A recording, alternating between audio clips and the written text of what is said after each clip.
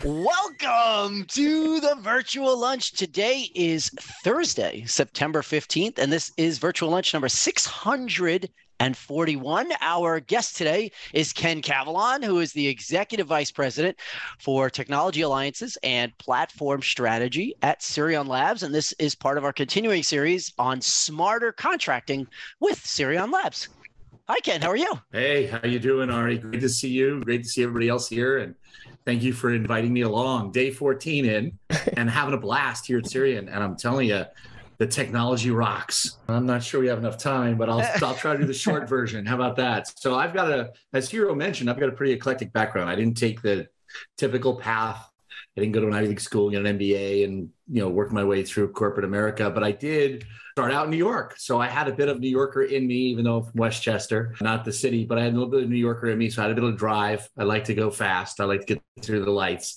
So I ended up dropping out of college and joining the Army, and became a flight engineer on Chinook helicopters, where they shipped me out to the West Coast, to Seattle area. And I found that I love the Pacific Northwest. I love the greenery and the trees and the lakes, but I also love the spirit that was out here. It's pretty amazing when you think about the number of brands that have come out of the Pacific Northwest: Boeing and Federal Express and Nike and Microsoft and Starbucks and Costco, and on and on and on and on, especially in the last 30, 40 years. It's been a pretty amazing incubator of ideas. And I've always had a lot of great ideas. So I ended up getting out of the military, going back to school, went to the ad agency business because I like to influence people's thoughts and come up with some new ideas. And then found myself in the thick of the dot-com world in the late 90s after having launched the first nationwide prepaid cell phone. So later in life, I come to find out I was the inventor of the burner phone, unfortunately. So did that work, got the attention of Microsoft, was tapped on the shoulder to be their subject matter expert in e-commerce, and flew all over the place trying to convince folks to take on next generation Windows services and GWS. Later, that became .NET, and now it's called Azure. And I did that for about 7 years and wanted to go to a smaller startup to help change the world in some other way. And so I bumped into this little company called DocuSign and was employee number 27 there, and helped figure out how we could scale that business and go to market with other partners. So develop relationships with the California Association of Realtors, relationships with Microsoft, but more importantly, I developed a relationship with Salesforce, because I figured out pretty early on in the early aughts and 2000s that there wasn't a lot of places where we could integrate a web service like DocuSign. There was nobody wanted to put their mission critical data online. We even call it the cloud then. And they definitely didn't want to pay on a monthly basis. They wanted to pay perpetual. But in Salesforce, they'd figured that out. They'd cracked that code. They've got customers to put their mission critical data in their systems to run their business in the cloud, as we now call it.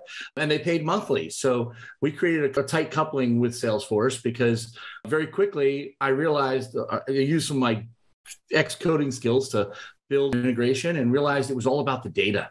And those were early days of all about the data, but it was all about the data you could get on the transaction. So we built that company up. Now it's a decent sized public company. We went off and did a couple other companies. We did an IaaS company and a PaaS company. And then we did a company called Conga, which was in the Salesforce ecosystem, that produced documents. And we realized we could take that and do a lot with it. We added e-signature. We bought a contract management company. We organically and inorganically grew that from about 75 employees to about 1,500. And from 14 million to about 450 million in revenue.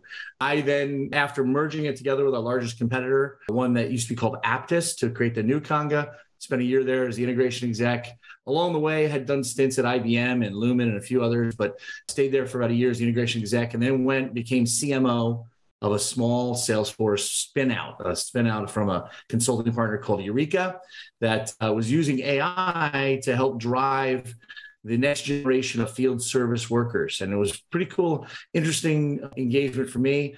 Sure enough, though, 9 months later, we ended up selling that to Vista Equity Partners, combine it with Dispatch and the Salesforce ecosystem. Along the way, I did some consulting with Sirion as an advisor, brought in by one of the board members who used to be one of my CEOs, to help, to have the team think about how to scale Sirion, how we can take this to the next level along with other partners. So not only Salesforce, but we'll partner with Microsoft and SAP and others, both front end and back end, so that we can help deliver really great AI-driven contracting across those systems. So I'm very, very pleased and feel very fortunate to be able to join the team as the EVP of Technology Alliances and Platform Strategy. And I'll be putting my team together to help get engaged. And I'll be reaching out to a lot of our customers and our other partners to figure out what they need and where they need it. And we'll build the right strategy to help make sure that things are more seamless and can flow better, and people can be more successful in their business.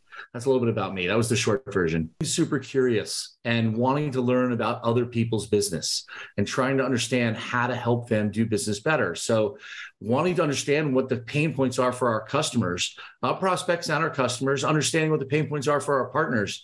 And then what's the pain points internally for our company? How to, one of the roles I had along the way was ran corporate development and did 6 acquisitions while at Conga. And it was all about how do we help solve problems that other people may have already solved, and we can bring those together to have a more holistic perspective. So it's about being curious.